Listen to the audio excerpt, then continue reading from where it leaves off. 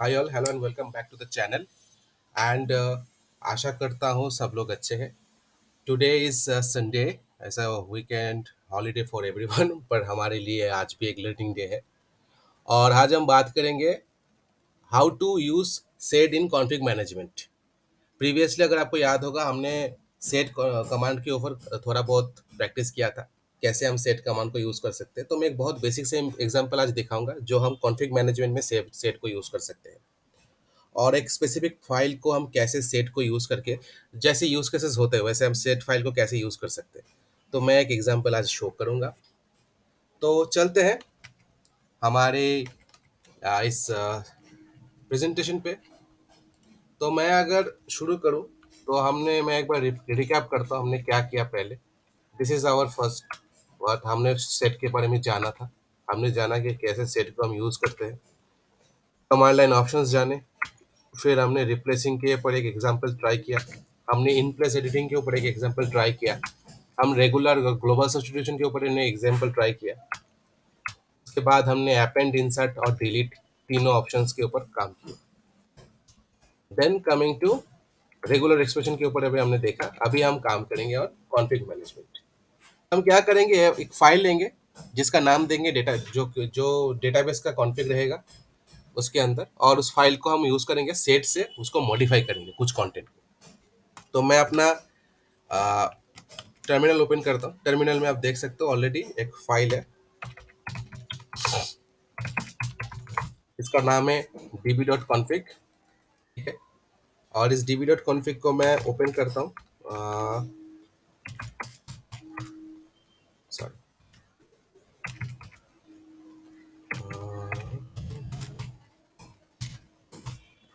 आप देख सकते हैं यहाँ पे कुछ फाइल्स मेंशन है। क्या क्या पैरामीटर्स हैं यहाँ पे, कुछ कुछ डेटा है इसके अंदर। पैरामीटर्स है। एक पैरामीटर है जिसका नाम है डीबी होस्ट। डेटाबेस का जो होस्ट सर्वर है उसका नाम मैंने यहाँ पे दिया है बैकएंड होस्ट। उसके बाद उसका एक पोर्ट कनेक्टिविटी के लिए है, दैट इज 3306। उसके बाद एक उसका यूजर नेम है जिससे डेटाबेस पे हम कनेक्ट कर सकते हैं, इसका नाम है user12। उसका पासवर्ड भी दिया हुआ है। वैसे पासवर्ड यहाँ पे इनक्रिप्टेड रहते हैं, पर for example I am showing you. तो मैं क्या करूँगा, मैं यहाँ पे इसको क्विट करके बाहर आ जाता हूँ। कैट करके एक बार रेफरेंस रेफरेंस के लिए रख देता हूँ आपके साथ। अभी मैं क्या करूँगा, इस फाइल के अंदर में जो ये डीबी होस्ट वाला जो सेक्शन है इसको मैं अपडेट करूँगा यूजिंग सेट। ठीक है। कैसे करते हैं देखा। सेट, फिर एज दूंगा।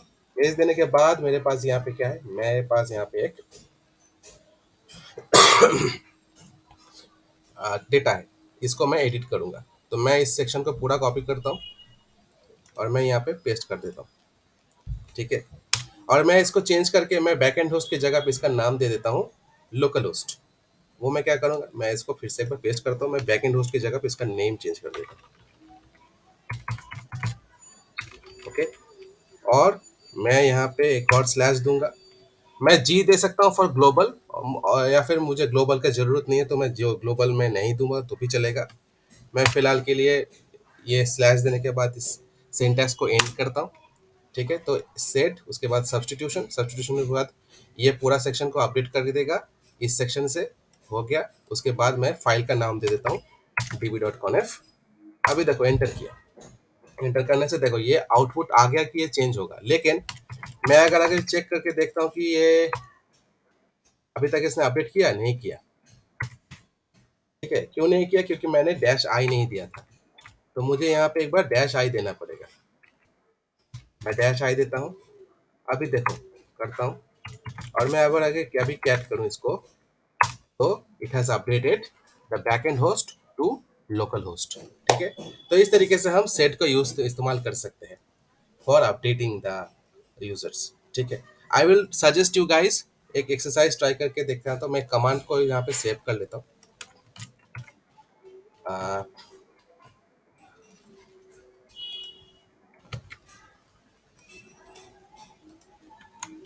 कमांड को मैंने यहाँ पे सेव कर लिया। I will suggest you to try one exercise. और इसके ठीक कॉन्करेंट वीडियो पे मैं इसका एक्सरसाइज को मैं ट्राई भी कर शो भी करके दिखाऊंगा। नाम देता हूँ एक एक्सरसाइज। और इस एक्सरसाइज का टास्क क्या होगा, आप जाओगे slash E T C slash sudoers file में जाओगे, ठीक है। और वहां पे आप क्या करोगे, आप अपेंड करोगे वन न्यू यूजर। यूजर का नाम दे देता हूं मैं डिव, ठीक है। उसके बाद उसी यूजर का कुछ आप एक और अपेंड करोगे,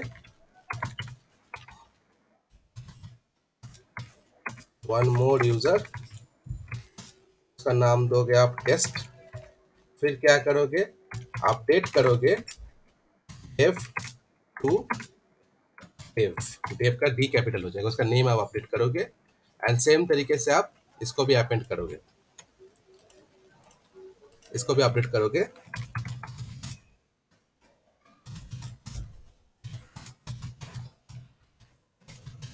ठीक है, तो ये टास्क रहेगा आपके लिए, आप ट्राई करना। मैं भी कल एक नया वीडियो पे मैं इसको डिस्कस करूंगा। आज एक नया छोटा सा सेक्शन ट्राई कर स्टार्ट करते हैं, एक नया चीज जानते हैं जो कि बैश स्क्रिप्टिंग में काफी इस्तेमाल भी होता है और it's a pretty standard way to do it. तो हम जानेंगे कि how to source a file, कैसे हम एक सोर्स फाइल क्रिएट करके बैश स्क्रिप्ट को यूज कर सकते हैं। देखिए, सोर्स फाइल का जो कॉन्सेप्ट है वो चाइल्ड पेरेंट की तरह है, ठीक है। तो मैं अगर यहाँ पे एक पेंट ओपन करता हूँ, I can show you better. क्या होता है कि मान लो आपके पास यहाँ पे एक सोर्स फाइल है, ठीक है, source डॉट कॉन्फ।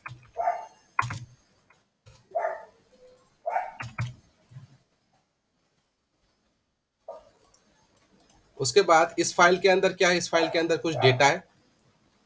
तो वो डेटा को मैं मान सकता हूँ यहाँ पे कुछ डेटा दिया हुआ है,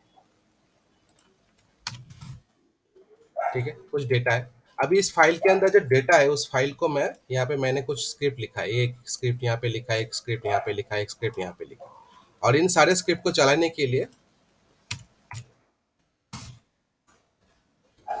मुझे कुछ डेटा चाहिए। मुझे बताओ, मुझे कुछ डेटा चाहिए, ठीक है। इस स्क्रिप्ट में मान सकते हैं यहाँ पे कुछ इंस्टॉल होगा, इस स्क्रिप्ट में कुछ अपडेट होगा, इस स्क्रिप्ट में कुछ कॉन्फ़िगर मॉडिफाई होगा, ठीक है। कुछ सर्विस स्टार्ट स्टॉप होगा, हो सकता है ना, जैसे हम एनसिबल में भी करते हैं वैसे बैश से भी कर सकते हैं ना। उन सारे चीज़ों को बार बार लिखने से बेहतर है कि कोई एक सोर्स फाइल में हम जाके सेव करके रख दें और उसको बार बार यहाँ से फेच करते रहें। तो मैं ऐसा ही एक एग्जाम्पल बता रहा हूँ और इसी को कहते हैं सोर्सिंग। तो ये क्या करेगा, ये सोर्स फाइल हमारे लिए चाइल्ड पेरेंट की तरह काम करता है। ये सोर्स फाइल को हम फेच कर सकते हैं to all the scripts, into the all the scripts, और उसको हम इस्तेमाल कर सकते हैं। तो ये क्या होता है कि ये जो सोर्स फाइल का जो चार एडवांटेज मिलते हैं। उससे पहले क्या होता है, एक फीचर होता है कि पैरामीटर स्कोप इसका अपडेट होता है।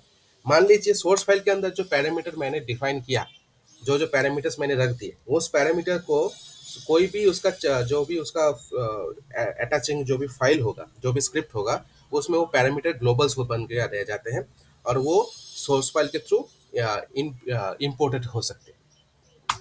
और इसका कुछ एग्जाम एडवांटेजेस है। पहला है इंटीग्रेशन, क्योंकि it can incorporate file content into the script. Second is access, the use the source to reach the file और वेरिएबल और फंक्शन, मैंने ये पहले ही कह दिया। Third is modularity, again I told the same thing कि हम रीयूज कर सकते हो सोर्स फाइल के पैरामीटर्स को in different scripts. And fourth is management, because आपने सेंट्रलाइज कर दिया, एक जगह पे रख दिया सारे फाइल्स, सारे वेरिएबल्स को, सारी इंफॉर्मेशन को, और आप हर स्क्रिप्ट में उसको यूज करते रहो।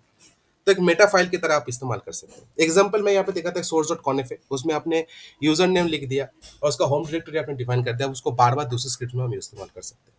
आज थोड़ा बहुत ट्राई करेंगे, देखते हैं एक एक करके। मैं पहले चलता हूँ अपनी टर्मिनल पे, करता हूँ क्लियर ls-lft। क्या है मेरे पास, एक सोर्स डॉट कॉन्फिग मैंने ऑलरेडी बना दिया है।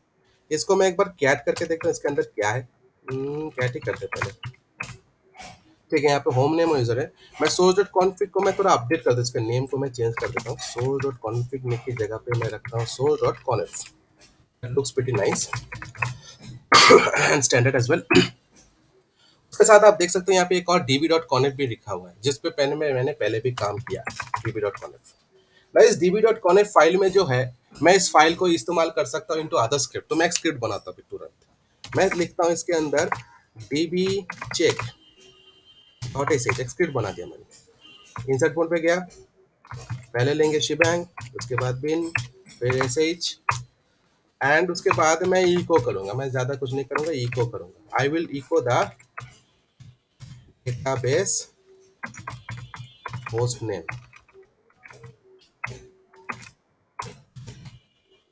ठीक है। और जैसे मैंने कहा, मेरा वो सोर्स फाइल मुझे डिफाइन करना पड़ेगा, तो मैं क्या करूंगा, मैं इसमें लिखूंगा यहाँ से सोर्स, उसके बाद मेरा क्या है, फाइल का नेम db.conf, ये मेरा सोर्सिंग हो गया। Mention the source file here, मैंने मेंशन कर दिया। और स्क्रिप्ट बॉडी, ये मेरा स्क्रिप्ट बॉडी है। सोर्स मैंने किसको मेंशन कर दिया, डेटाबेस होस्ट नेम। तो मैंने जब भी इसका सोर्स फाइल को मेंशन कर दिया, अभी इसका सारे जो अंदर के जो पैरामीटर्स थे मैंने मेंशन किए थे, dB host, dB user name, dB password, dB port, ये सारे यहाँ पे मेरे पास ग्लोबल पैरामीटर बन गए। अभी मैं क्या करूंगा, मैं यहाँ पे इसको कॉल करूंगा। मैं क्या करता हूँ यहाँ पे, डीबी अंडरस्कोर होस्ट, जो नाम है उसका सेम नेम मुझे यहाँ पे लिखना है, मैंने लिख दिया। अभी मैं इसको सेव करता हूँ, chmod +x db underscore check dot sh, अच्छा db.conf not file font, okay. हाँ हाँ,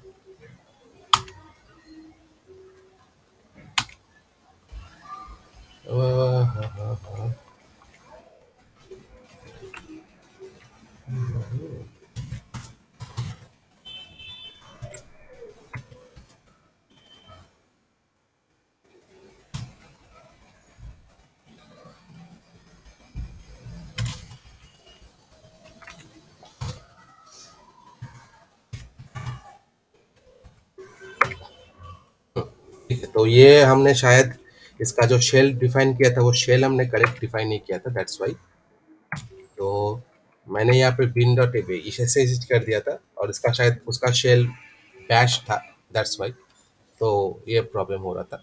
अभी दोनों का शेल वेरिएबल सेम है, इसका भी बिन बैश है, उसका भी बिन बैश है। Now it is reporting. तो आप देख सकते हो यहाँ पे, मैं अगर इसको चेक करूँ तो db check dot sh database host name, मेरा यहाँ पे डेटाबेस होस्ट नेम प्रिंट हो गया। मैं एक और करूँगा, मैं एक और अपडेट करता हूँ इसका, और let me try now with one more, मैं एक और इको करूँगा, इको करता हूँ डेटाबेस होस्ट पोर्ट, ठीक है। और मैं यहाँ पे क्या करूँगा, DB port, cat DB dot connect में करूँ तो डीबी पोर्ट ही है, ठीक है, डीबी पोर्ट ही है। Cat DB check dot sh करूँ तो डेटाबेस डीबी पोर्ट, फाइन। अभी मैं अगर फिर से इसको एग्जीक्यूट करूँ, you can see database host name and database port दोनों मेरा यूज हो रहा है। तो इस तरीके से मैं यूज कर सकता हूँ, ठीक है। और इस तरीके से मैं दूसरा एक और स्क्रिप्ट बना के उसको भी मैं यूज कर सकता हूँ, and I will show you one more script I will create. और इसका मैं नाम देता हूँ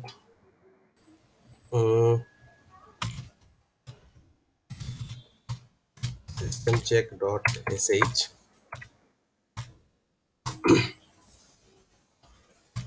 तो मैं शेल वेरिएबल को ठीक से रख के डिफाइन करता हूँ, बिन बैश। उसके साथ मैं अभी सोर्स रखूँगा, सोर्स होगा db.conf, एंड देन मैं रखता हूँ इको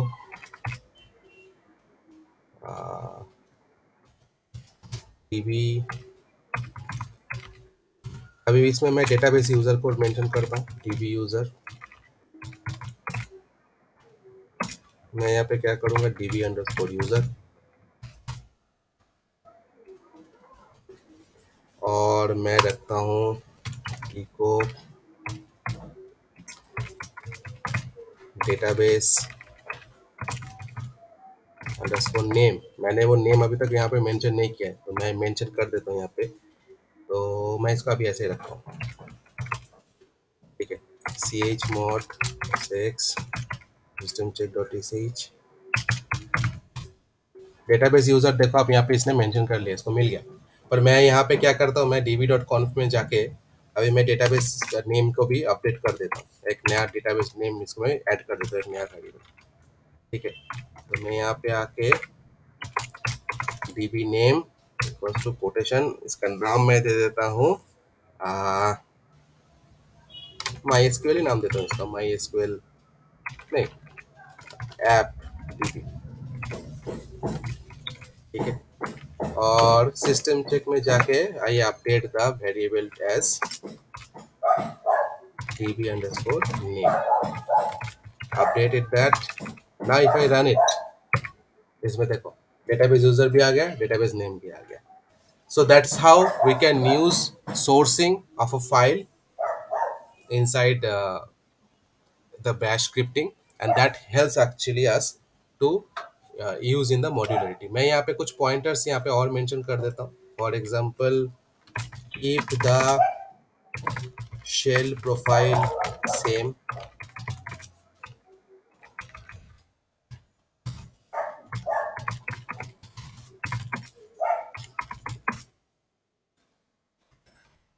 both source and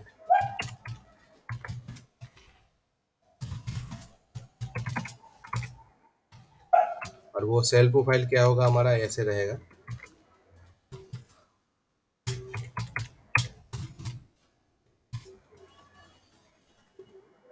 ठीक है, to mention the source file, use source then the file name, and I update it here.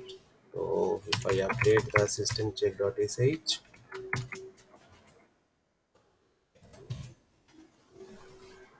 it here, I will share this PPT inside the about section so you guys can have a look. So I hope you guys have understood the demonstration, and I will try to make one more code on it, and I will have a better config management tutorial on how we can leverage bash scripting. हम अगले video में हम try करेंगे to install some sort of products tools into a Linux machine, और हम सारे चीज़ें अभी तक जो जो हमने लर्न किया है सारे चीज़ें यहाँ पे इम्प्लीमेंट करेंगे one after another. So thank you for watching, stay tuned.